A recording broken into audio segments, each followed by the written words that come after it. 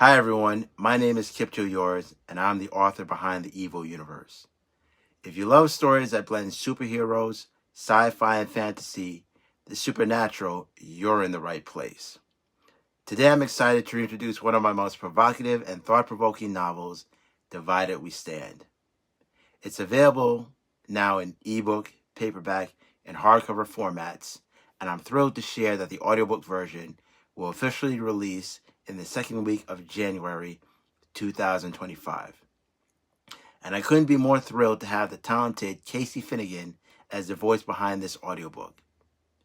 Casey's narration adds a whole new dimension to the story, capturing its intensity and depth while bringing the characters to life in a way that's nothing short of mesmerizing. To celebrate the audiobook release and to build excitement for the upcoming new novel in the EVO Universe, I'm giving you a special sneak peek. We'll be releasing 7 minutes of the first chapter and 8 minutes of the second chapter of Divided We Stand. These exclusive samples will give you a taste of the drama, the characters, and the post-pounding tension that fuels this incredible story. And here's the best part. Those samples will play right after this video announcement. So stick around and let Casey Finnigan's incredible narration draw you into the world of Divided We Stand. Chapter 2. 3 months after the announcement of the formation of the United Republic of Africa, it would be overstating that a ton of stuff went down. From the news dumps, things were moving extremely fast and covertly. For the most part, the new government was a democratic society with separate branches. There was the Ministry of Justice, the judicial branch, and the Hall of Common Ground, which was the name of their legislative branch. For some reason, no one knew who was running their executive branch. It was confirmed that a president, vice president, and cabinet were in place, but their names would be revealed in the first State of the United Republic speech, which would be another month away. Oh, and the Ministry of Arms was their military branch. They even had a new freaking flag. The United Republic of Africa's colors were 3 horizontal stripes, red, black, and green. And in the center of the black stripe was the golden head of an elephant, the country's new national animal. One thing was sure, the new government was very much active and making changes, and those changes were executed with quickness. One of the first executive orders was the immediate surrender of all known military warlords within the various regions and the dismantling of their military forces, who would be both pardoned and allowed to join the branches of the Ministry of Arms if they were of the right age. It was that, or be hunted down with the full force and might of the Ministry of Arms. Let's just say that warlords dropping off one by one was being reported on a nightly basis. 2 willingly surrendered and were taken into custody. 4 were overthrown by their soldiers, who brought them in to be arrested, while 3 more were sent to the gates of hell by their own troops. It could have been the fact that Egypt did fold. Let me clarify that the government was overthrown by its military leaders, and the people were more than happy to become part of a new republic. This was quite a shock to everyone worldwide, because bets were placed that South Africa would have been the first to bend the knee. Many speculated that the promotion of several military leaders into roles within the Republic's Ministry of Arms and the discussion of Egypt becoming the official capital of the newly formed nation solidified the allegiance. While we're talking about the Ministry of Arms, let me not forget to interject that they also requested that all foreign military forces, including those that were United Nations related, pack up and leave the continent of Africa post-haste. Unlike the warlords, they gave everyone a respectful 7 days to vacate the premises.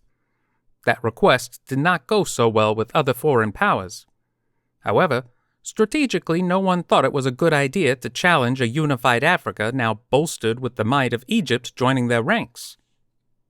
Now only a silent South Africa stood isolated and alone, with the rest of the world watching and taking bets on the day they would become a part of the fastest rising superpower on the planet. The people feeling the impact of the formation of the new United Republic were everyone in the private sector who mined oil, metal, and precious minerals from the country. This included nations such as the UK, the US, and China, to name a few. Under the new republic, all current contracts were null and void and will be subject to renegotiation after the first State of the United Republic speech. This meant that the only ones permitted to mine, manufacture, and export were companies under the United Republic of Africa. Everyone else was forced to shut down production immediately, and several left the country either willingly or in ridiculous protest, while one was professionally escorted back to their country. By professionally, I mean arrested and deported. As expected, this pissed a whole lot of people off. Remarks were made, underlying threats were thrown around, but nothing was backed up for several reasons. First, this was a volitional formation of a new nation, and one that was bloodless save for the coup in Egypt. I think 2 heads of state got yeeted during the takeover. Secondly, short of lobbing nukes, attempting an invasion of Africa was deemed suicidal regardless of the militaristic advancements some nations still had over the newly formed republic. The other side was a virtual PR nightmare. I don't think I need to outline in detail if such thoughts were put into motion. To summarize, white people in power attempting to stop or suppress the unification of black people coming into power in their own country is never a good look. So, people were forced to suck a thumb and wait to see what the new United Republic had in store for them, which was hysterical to watch from the sidelines. Life for me barely changed, except every time Michael and I would meet up, we'd greet each other with the Wakanda Forever gesture. And then it went down. Another big historical event had many people, including me, starting to believe that this wasn't just a series of coincidences.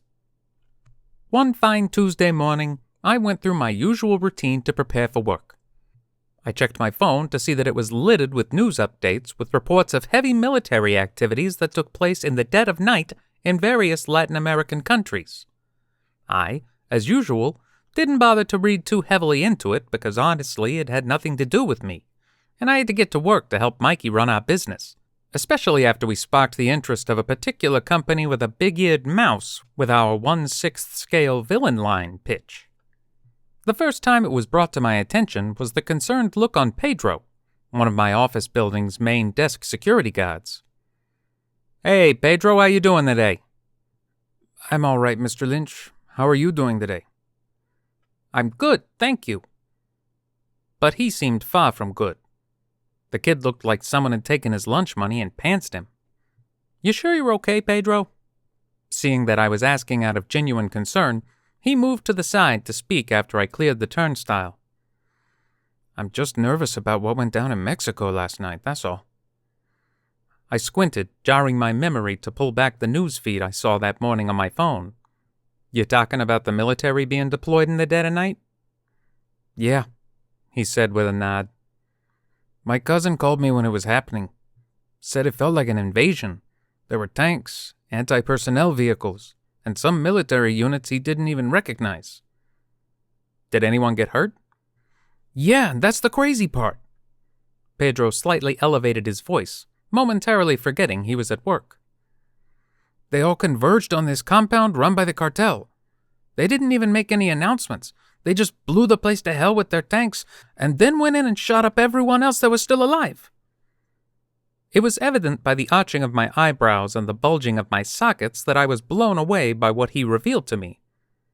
"Are you serious?" "Yes, sir," Pedro replied, reverting to whispering. "He said the same thing went down all over the country, and news reports say that similar military strikes happened in Brazil, Colombia, El Salvador, Honduras, Venezuela, all at the same time."